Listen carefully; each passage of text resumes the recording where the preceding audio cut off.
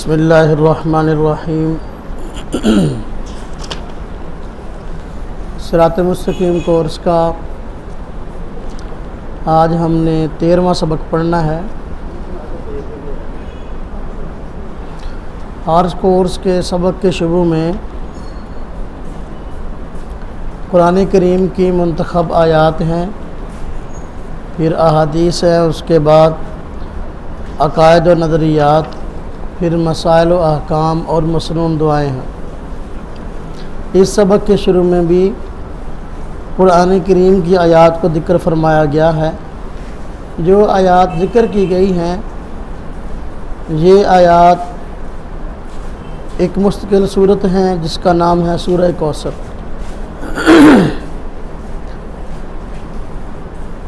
इन आयात के अंदर अल्लाह तबारक व तआला ने नबी करीम सल्लल्लाहु अलैहि वसल्लम को दिली तौर पर तसल्ली दी है। जब आप सल्लल्लाहु अलैहि वसल्लम ने नबूवत का ऐलान फरमाया तो मुशरिकीन मक्का ने आपकी बहुत ज़्यादा मुखालफत की, और न सिर्फ ये कि मुखालफत की, तरह तरह की जो है आपके ख़िलाफ़ साजिशें प्रोपेगेंडे भी किए।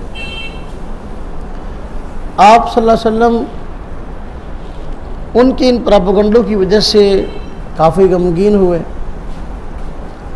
सल्लल्लाहु अलैहि वसल्लम के साथ अगर कोई हादसा पेश आ जाता तो वो लोग और भी तरह तरह की बातें करते। ऐसा हुआ कि आप सल्लल्लाहु अलैहि वसल्लम का एक बेटा था जिसका नाम इब्राहीम था। वो बचपन में फ़ौत हो गया। जब बचपन में फ़ौत हुआ, मुशरिकीन मक्का ने इस बात का मजाक उड़ाया और कहा कि आज इनका बेटा फ़ौत हो गया है, कल को ये खुद फ़ौत हो जाएंगे और इनका और इनके दीन का नाम लेने वाला कोई नहीं होगा। क्योंकि आम तौर पर बाप के मिशन को औलाद लेके चलती है, तो उनका नज़रिया और सोच ये थी कि आज ये फ़ौत हो गए हैं, कल आज इनका बेटा फ़ौत हो गया, कल को ये हो जाएंगे, नाम लेने वाला कोई रहेगा नहीं। और आपको एक बुरा नाम दिया जिसका नाम है अबतर, जिसे कहते हैं अबतर। अबतर कहते हैं उस आदमी को जिसकी औलाद आगे ना चले, जिसकी नस्ल आगे ना चले। नबी करीम सल्लल्लाहु अलैहि वसल्लम को उनके इस ताना पर तभी तौर पर परेशानी हुई और गम लायक हुआ। अल्लाह रब्बुल इज़्ज़त ने तसल्ली देने के लिए सूरत उतारी। देखिए, औज़ु बिल्लाहि मिनश शैतानिर रजीम, बिस्मिल्लाहिर रहमानिर रहीम। फरमाया, इन्ना आतैना कल कौसर, बेशक हमने आपको कौसर अता की। फसल्लि लिरब्बिका वनहर, आप अपने रब के नमाज पढ़िए, वनहर और कुर्बानी कीजिए। इन्ना शानिअका हुवल अबतर, बेशक आपका दुश्मन ही बेनामो निशान होगा। फरमाया, इन्ना आतैना कल कौसर, आपको हौसला देने के लिए अल्लाह रब्बुल इज़्ज़त ने फरमाया कि हमने आपको कौसर अता की। कौसर क्या चीज़ है? इसकी एक तफसीर ये बयान की गई कि अल्लाह रब्बुल इज़्ज़त क़यामत के दिन नबी पाक सल्लल्लाहु अलैहि वसल्लम को एक ऐसी नहर अता फरमाएंगे जो बहुत बाबरकत और बहुत ही ज़्यादा अज़मत वाले पानी वाली नहर होगी। उसका नाम कौसर है। नबी पाक सल्लल्लाहु अलैहि वसल्लम उस नहर के पानी से अपने उम्मतियों को पानी पिलाएंगे, और ये जिसको नसीब होगा तो ज़ाहिर बात है ये बड़ी अज़मत वाली, बड़ी शान वाली बात है। जन्नती जन्नत में जाने से पहले इस नहर के पानी से सैराब होंगे, यानी पानी पिएंगे। नबी पाक सल्लल्लाहु अलैहि वसल्लम पिलाने वाले होंगे। इसकी तफसीर एक ये बयान फरमाएगी। दूसरी ये बयान फरमाई कि कौसर का माना होता है खैर कसीर, यानी बहुत ज़्यादा भलाइयाँ, बहुत ज़्यादा खूबियाँ, कि बेशक हमने आपको बहुत ज़्यादा खूबियाँ अता की, बहुत ज़्यादा फजीलतें अता की। एक इंसान को इंसान होते हुए जितनी अज़मतें, जितनी शानें, जितनी फजीलतें मिल सकती थी, हमने वो सारी आपको अता की। तो इसका माना खैर कसीर है। फरमाया, फसल्लि लिरब्बिका वनहर, जब आपको अल्लाह रब्बुल इज़्ज़त ने इतनी बड़ी शान और इतनी बड़ी फजीलत अता की कि अल्लाह रब्बुल इज़्ज़त के बाद सबसे ज़्यादा खूबियाँ आपको अता कर दी गई, तो अब इसके शुक्राने के तौर पर आप नमाज़ पढ़िए। फसल्लि लिरब्बिका, अपने रब के आगे नमाज़ पढ़िए। वनहर, और कुर्बानी कीजिए। यानी हुक्म था कि शुक्राना अदा कीजिए, शुक्राने के तौर पर जानी इबादत भी कीजिए, माली इबादत भी कीजिए। जानी इबादत ये नमाज है, माली इबादत कुर्बानी है। और मैं इन नशानी अकाहुल अबतर, जो आपका दुश्मन है वो ही बेनाम निशान होगा, उसकी नस्ल ख़त्म हो जाएगी। अल्लाह रब्बुल इज़्ज़त ने अपने प्यारे पैगम्बर सल्लल्लाहु अलैहि वसल्लम से इस बात का वादा फरमाया। तो देख लीजिए आज हमारे प्यारे पैगम्बर सल्लल्लाहु अलैहि वसल्लम के नाम लेवा और आपके मिशन को लेकर चलने वाले करोड़ों इंसान मौजूद हैं, लेकिन वो लोग जिन्होंने आपको अबतर कहा, वो लोग जिन्होंने आपकी ऐबजोई की कि आपका नाम लेने वाला कोई नहीं होगा, आज उनका नाम लेने वाला कोई नहीं, आज उनको मानने वाला कोई नहीं, आज उनकी फ़िक्र को लेकर चलने वाला कोई नहीं।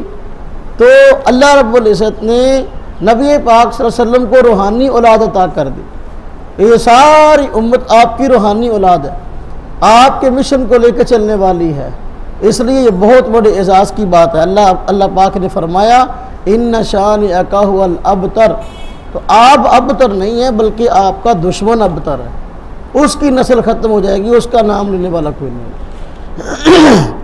आगे देखिए हदीस शरीफ में जो पहली हदीस जिक्र की गई, इसमें फ़जर की नमाज का मुस्तहब वक़्त ज़िक्र किया गया है कि फ़जर की नमाज किस वक्त के अंदर पढ़नी जो है बेहतर है। हज़रत राफ़ी इब्न खुदैज रज़ी अल्लाह अन्हु फरमाती हैं, मैंने रसूलुल्लाह सल्लल्लाहु अलैहि वसल्लम को ये फरमाते हुए सुना, फ़जर की नमाज को खूब रोशनी में पढ़ा करो क्योंकि इसका सवाब बहुत ज़्यादा है। फ़जर की नमाज को लेट करके, इतना लेट करके पढ़ना कि उफ़क़ पर आसमान पे सफ़ेदी छा जाए, तो इस वक्त नमाज पढ़ना ये अफजल है। वजह उसकी ये है कि इस वक्त जब लेट नमाज पढ़ेंगे, आसमान पे सफ़ेदी छाई हुई होगी, स्याही ख़त्म हो रही होगी, तो वो लोग जो नमाज पढ़ने में सुस्ती का शिकार हैं वो लोग भी बेदार हो जाएंगे बेचारे, वो भी नमाज में शामिल हो जाएंगे। अगर मुँह अंधेरे नमाज पढ़ ली जाए तो मुँह अंधेरे नमाज पढ़ने में जो तेज़ तरार लोग हैं, हाँ जी, वो तो उठकर शामिल हो जाएंगे, लेकिन जो सुस्त लोग हैं तो वो सोए ही रह जाएंगे। जमात में लोगों की तादाद कम होगी, तो जमात में लोगों की तादाद तो ज़्यादा करना मकसद है, तो ज़्यादा उस वक्त होगी जब नमाज ज़रा लेट हो, ताकि सुस्ती का शिकार लोग भी उठ जाए और जमात में शामिल होकर सवाब को पा लें। इसलिए फरमाया अस्बिरु बिल फज्र फइन्नहु आज़मु लिल अज्र, कि फजर की नमाज को खूब रोशन करके पढ़ो, इसलिए कि इसका सवाब ज़्यादा, सवाब इसलिए ज़्यादा कि उसमें अफराद की शिरकत ज़्यादा होती है। गर्मियों में ज़ोर का मुस्तहब वक़्त, सर्दियों में ज़ोर की नमाज जल्दी पढ़ते हैं, गर्मियों में ज़ोर की नमाज लेट करके पढ़ना जो है ये मुस्तहब है। अब इसके मुतल्लिक़ हदीस है बुखारी शरीफ और बाबुल इबरादी बिद्दोहर फ़ी शिद्दतिल हर। हज़रत अबू सईद खुदरी रज़ी अल्लाह अन्हु फरमाते हैं कि रसूलुल्लाह सल्लल्लाहु अलैहि वसल्लम ने इरशाद फरमाया, ज़ोहर को ठंडा करके पढ़ा करो क्योंकि गर्मी की शिद्दत जहन्नम के असर से है। गर्मियों के अंदर ज़ोहर की नमाज को लेट करके पढ़ना ये मुस्तहब है। इसकी वजह क्या है? इसकी वजह यह है, नबी पाक सल्लल्लाहु अलैहि वसल्लम ने बयान फरमाई, खुद फरमाया कि जो गर्मियों के मौसम में तपश होती है, गर्मी की शिद्दत होती है, ये जहन्नम के सेक की वजह से है, जहन्नम की तपश की वजह से है। जहन्नम जो है वो सांस लेती है, उसकी वजह से जो है इस कायनात में गर्मी होती है। तो अब जितना दोपहर का वक्त होगा इतनी ज़्यादा गर्मी होती है, इसलिए फरमाया कि ज़रा लेट करके पढ़ोगे तपश कम हो जाए। तपश के अंदर जितनी गर्मी ज़्यादा होगी उतने नमाजी नमाज़ पढ़ने के लिए मस्जिद में काम आएंगे, जितनी गर्मी ज़रा कम हो जाएगी उतने नमाजी नमाज़ पढ़ने के लिए निकल आएंगे। क्योंकि जो सुस्त तबीयतें हैं या आरामदेह तबीयतें हैं, शदीद गर्मी के अंदर नमाज़ पढ़ने के लिए आमतौर पर नहीं निकलती हैं, एसियों में सोए रहते हैं। इसलिए मैं ठंडा करके पढ़ो। ताकि जो है जो घरों में नमाज पढ़ना चाहते हैं घर में ना पढ़े बल्कि मस्जिद में आके पढ़ ले, गर्मी की शिद्दत कम हो जाए। असर का मुस्तहब वक़्त यानी असर किस वक़्त पढ़ना बेहतर है। फरमा रहे ये अबू दाऊद शरीफ में हदीस है, बाबू फी वक्ति सलातिल असर, असर की नमाज के वक़्त का बाब। हज़रत अली इब्न शैबान रज़ी अल्लाह अन्हु फरमाते हैं, उनसे रिवायत है कि रसूलुल्लाह सल्लल्लाहु अलैहि वसल्लम नमाज असर को मुअख्खर किया करते थे ता आके सूरज साफ और सफ़ेद होता था। असर की नमाज को आप सल्लल्लाहु अलैहि वसल्लम लेट पढ़ा करते थे। आगे इसके वक़्त की तफसील आ रही है।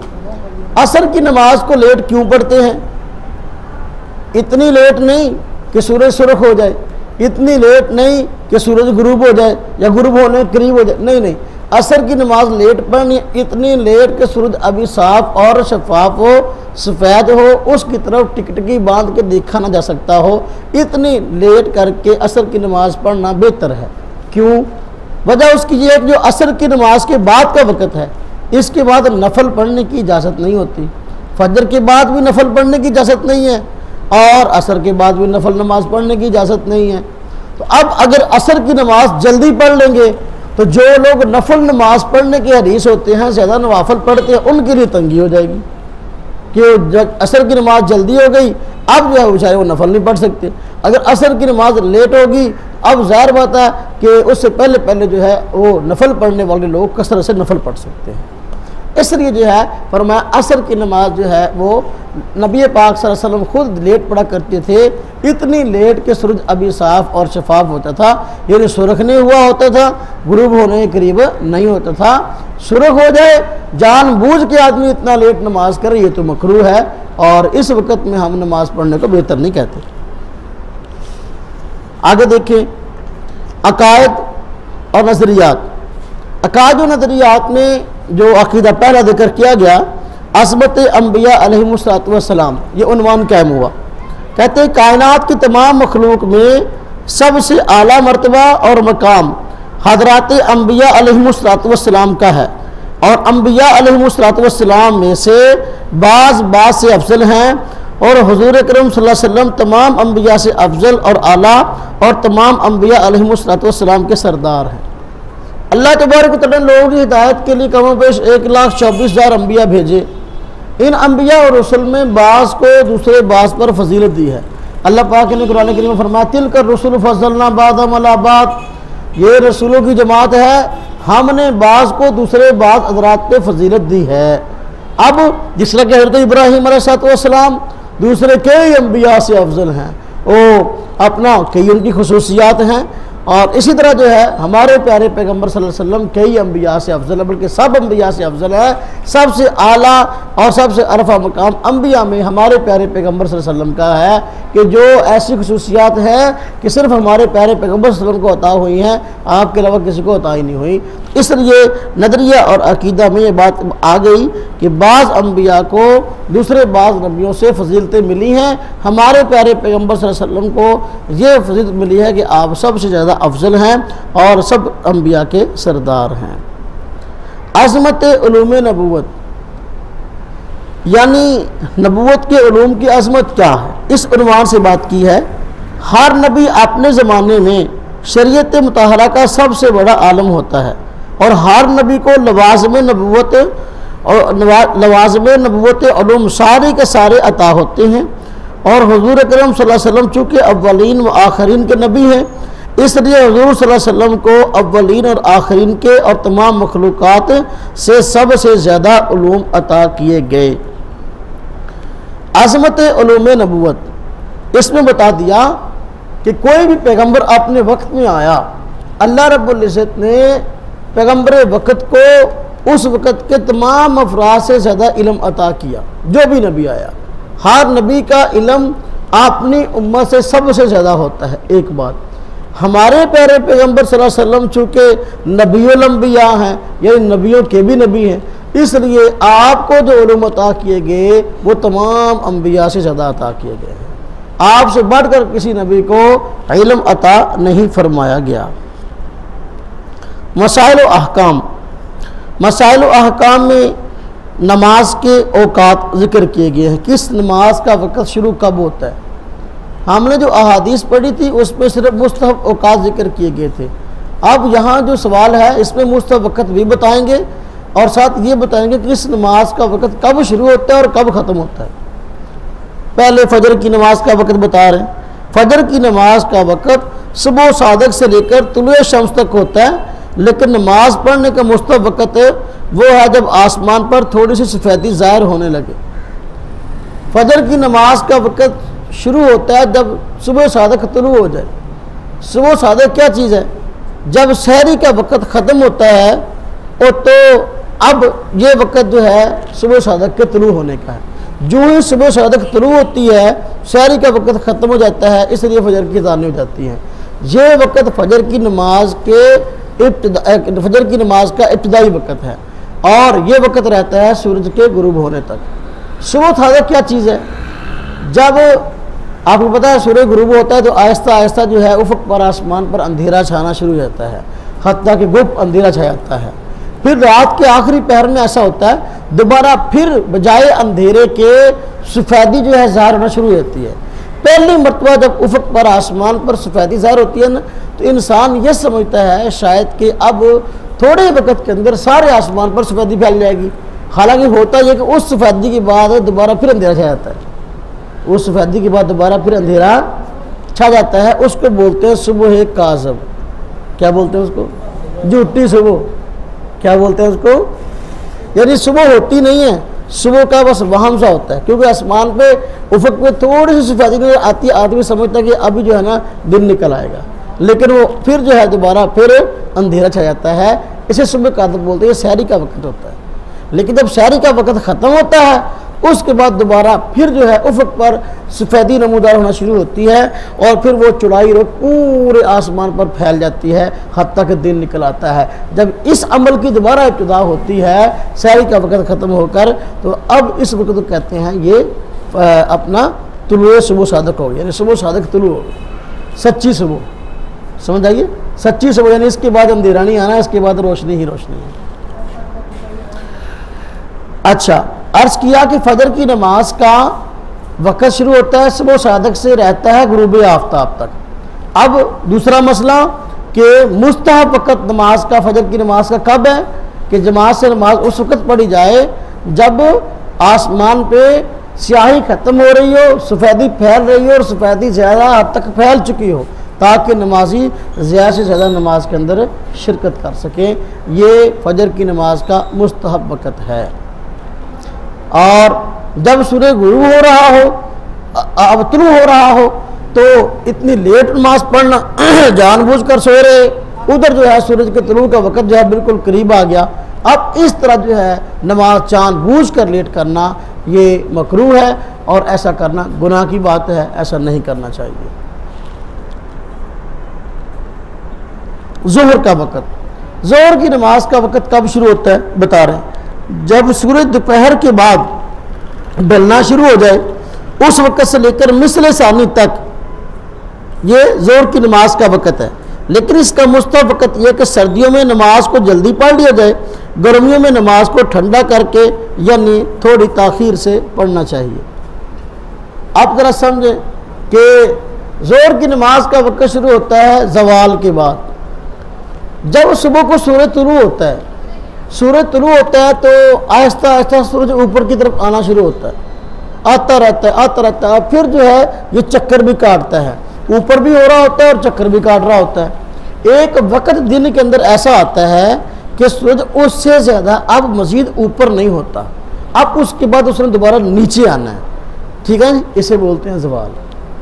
क्या बोलते हैं इसको? जब मज़ीद ऊपर जाना बंद हो जाए और नीचे आने की इब्तिदा हो जाए, से कहते हैं सूरज ढल गया, ये ज़वाल है। तो ज़वाल के वक़्त नमाज पढ़ना मकरूह है ना जी। सूरज निकलते वक़्त, सूरज गुरूब होते वक़्त, ज़वाल के वक़्त। और जब अल्लाह का भला करे अब ऊपर अपना चढ़ते चढ़ते जो है ऊपर चढ़ गया, अब मज़ीद ऊपर नहीं जाएगा, तो इस वक़्त जो है पूरे दिन का आधा हिस्सा हो जाता है। इसे बोलते हैं निस्फ़ुन नहार। क्या बोलते हैं? निस्फ़ुन नहार। उसके बाद सूरज ढलता है, नीचे आना शुरू होता है। फिर आगे चलता भी रहता है और आहिस्ता आहिस्ता नीचे भी आता रहता है, हत्ता के गुरूब आफ्ताब के वक्त जो है वो हमारी नज़रों से नीचे जाता रहता है, गायब हो जाता है। तो अब जोर की नमाज का वक्त शुरू कब होता है? निस्फुन नहार के बाद, आधे दिन के बाद, जब सूरज ढलता है, जवाल होता है, चंद मिनट का जवाल होता है। तो ये रोज़ाना बदलता रहता है जवाल का टाइम जो है। तो जवाल का वक्त जो ही ख़त्म होता है उसके बाद जोर की नमाज का वक्त शुरू हो जाता है। और ये कब तक रहता है? कहते हैं कि उस वक्त तक रहता है जब हर चीज़ का साया उसके अपने साये के अलावा दो मिसल हो जाए। यानी आदमी खड़ा हो तो साया जो है जो उसका अपना है उसके अलावा दो गुना साया हो जाए। अब जोर की नमाज का वक्त ख़त्म हो जाता है, असर की नमाज का वक्त शुरू हो जाता है। जहाँ तक जो है ये जोर की नमाज का वक्त रहता है। अब वक्त ये सारा जोर का है, यानी जवाल के बाद से लेकर उस वक्त तक जब तक हर चीज़ का साया उसके दो मिसल नहीं हो जाता। लेकिन अब जोर की नमाज पढ़ना बेहतर किस वक्त है? वक्त तो ये सारा ही है। कहते हैं कि अगर देखना सर्दियाँ हैं या गर्मियाँ हैं, अगर सर्दी है तो जल्दी पढ़ना जो है बेहतर है, और अगर गर्मी है तो फिर लेट पढ़ना बेहतर है, अपना ठंडा करके पढ़ना ताकि गर्मी की शिद्दत में ज़रा कमी आ जाए। असर की नमाज का वक्त, असर की नमाज का वक्त बता रहे हैं जब जोर का वक्त ख़त्म हो जाए उस वक्त से लेकर गुरूब आफ्ताब तक, जी ये सारा असर की नमाज का वक्त है। लेकिन इसका मुस्तहब वक्त ये है कि इसको भी देर से पढ़ा जाए, लेकिन ये याद रहे इतनी देर ना हो कि आसमान पर सुर्खी जाहिर होने लगे। तो यानी असर की नमाज जब हर चीज़ का साया अपने अपने असरी साये से दोगुना हो गया, जोर की नमाज का वक्त ख़त्म हो गया, असर की नमाज का वक्त शुरू हो गया। ये रहता कब तक? जब तक सूरज गुरूब नहीं होता। लेकिन अब ये सारा वक्त असर की नमाज का है। किस वक्त में असर की नमाज पढ़ना बेहतर है? पहले हमने ये बात अर्ज़ की है कि असर की नमाज उस वक्त पढ़ना बेहतर है कि जब अभी सूरज सुर्ख नहीं हुआ, सफ़ेद है, साफ शफाफ है, और जो है अपना अल्लाह आपका भला करे गुरूब भी होने का भी वक्त नहीं है, काफ़ी वक्त बाकी है। इस वक्त जो है ज़रा ताख़ीर के साथ असर की नमाज़ पढ़ना बेहतर है ताकि जो है नफल पढ़ने वाले इससे पहले नवाफल पढ़ सकें, और जो है काम काज वाले अपने काम काज से वापस आ सकें, ताकि इसमें भी नमाजियों की शिरकत ज़्यादा हो जाए। इस वक्त मगरिब की नमाज़ पढ़ना, असर की नमाज़ पढ़ना बेहतर है। ये सारा असर की नमाज का वक्त। लेकिन जब सूरज सुर्ख हो गया उसके बाद नमाज पढ़ना मकरूह है। नमाज पढ़ेंगे हो तो जाएगी और होगी भी अदा, कज़ा नहीं है। लेकिन जानबूझकर असर की नमाज सूरज के सुर्ख होने तक लेट करना या सूरज के गुरूब होने तक लेट करना ये गलत बात है। हदीस में इसको मुनाफिक की नमाज कहा गया है, इसलिए इससे बचना चाहिए।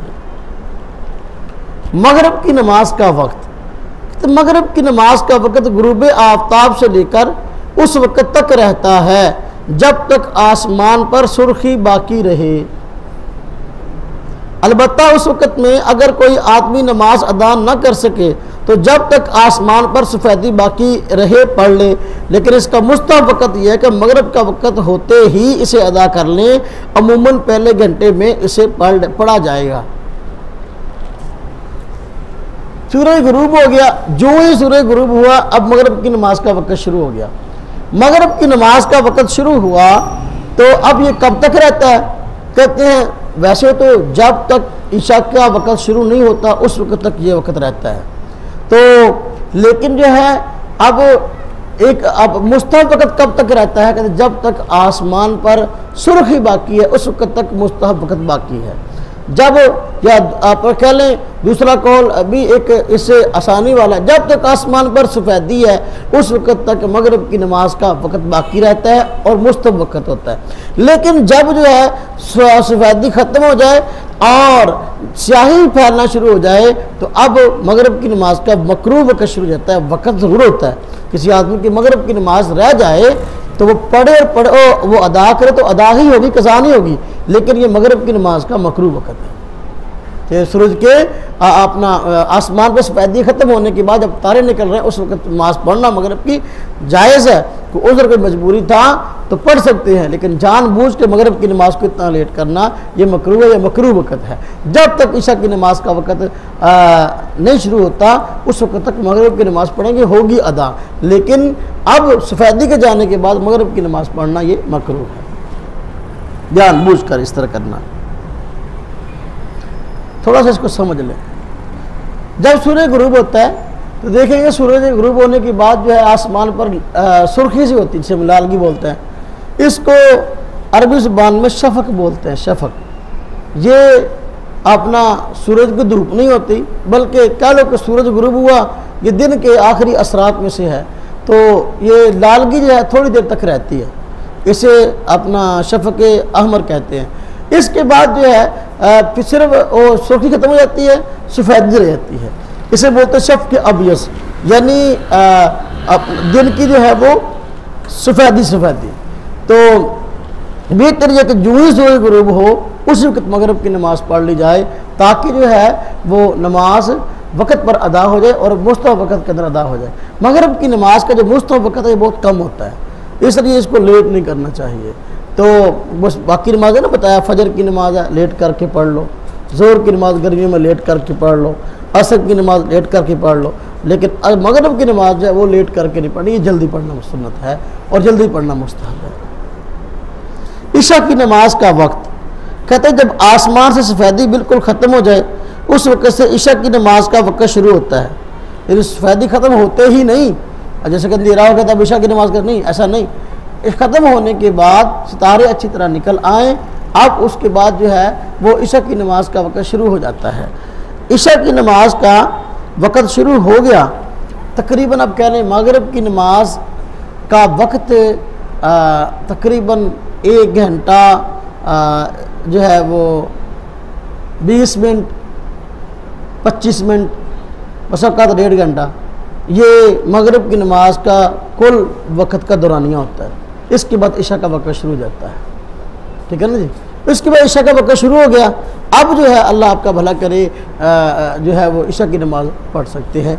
जिस तरह के देखिए आजकल हमारे यहाँ मगरिब की नमाज जब पढ़ के हम फारिग होते हैं तो आम तौर पर 7:30 हो चुके होते हैं, ऐसे ही है ना, 7:30 हो चुके होते हैं। और इन दिनों में बाज़ मस्जिदों में 9 बजे इशा की नमाज शुरू हो गई है ना जी। तकरीबन जो है वो 8:35 37 36 इन वक्तों पर इशा की नमाज का वक्त शुरू हो जाता है ना जी। तो अब इशा की नमाज का वक्त शुरू हो गया, मगरिब की नमाज का वक्त ख़त्म हो गया, सूरज गुरूब होता है तकरीबन जो है अल्लाह आपका भला करे तकरीबन नमाज जो है आजकल मगरिब की अज़ान कितने मिनट पे हो रही है?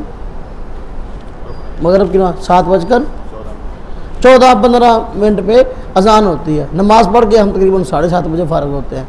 अब 14-15 मिनट भी लगाएं, 15 मिनट से लेकर 36-37 मिनट तक ये दौरानी हो गया, 20-25 मिनट घंटा इससे ऊपर हो गया, यानी वही 1 घंटा तकरीबन 20 मिनट 22-23 मिनट जो है ये मगरिब की नमाज का वक़्त होता है। इससे पहले यानी जब भी पढ़ेंगे मगरिब की नमाज अदा हुई कज़ा नहीं होगी, लेकिन जब अब वक़्त इसका ख़त्म हो गया अब जो है नमाज कज़ा हो गई, अब इशा की नमाज जो है का वक़्त शुरू हो गया। कहते हैं सुबह सादक तक बाकी रहता है। इशा की नमाज का वक़्त मगरिब का वक़्त ख़त्म होने के बाद शुरू होता है, कब तक रहता है?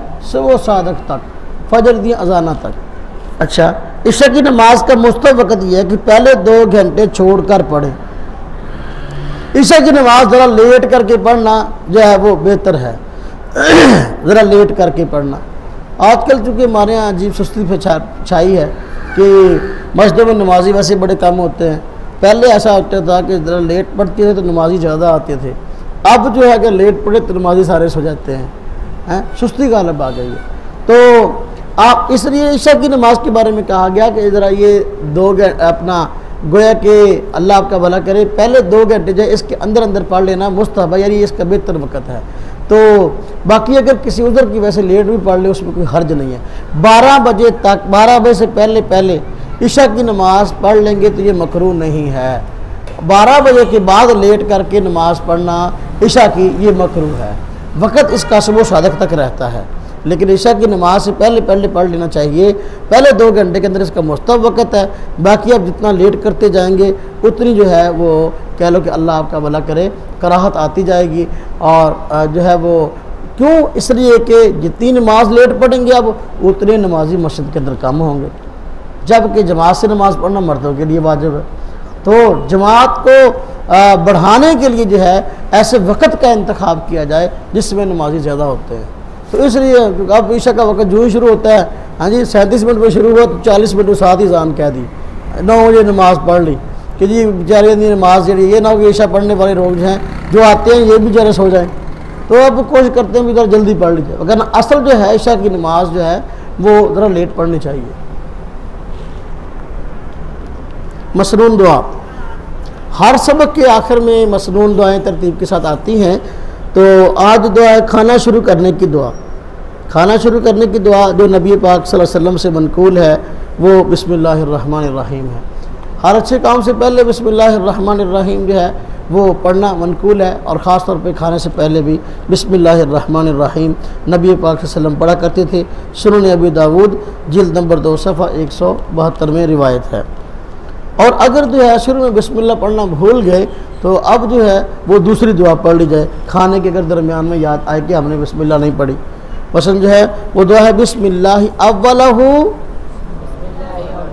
व आखिरहु, यानी खाना खाने यानी बिस्मिल्लाहि अल्लाह के नाम से, जो तर्जुमा यहाँ लिखा है खाने के शुरू और आखिर में अल्लाह का नाम लेता हूँ, खाने के शुरू और आखिर में अल्लाह का नाम, यानी अल्लाह का नाम है इसके शुरू में और आखिर में, नहीं अल्लाह का नाम लेता हूँ खाने के शुरू में और आखिर में।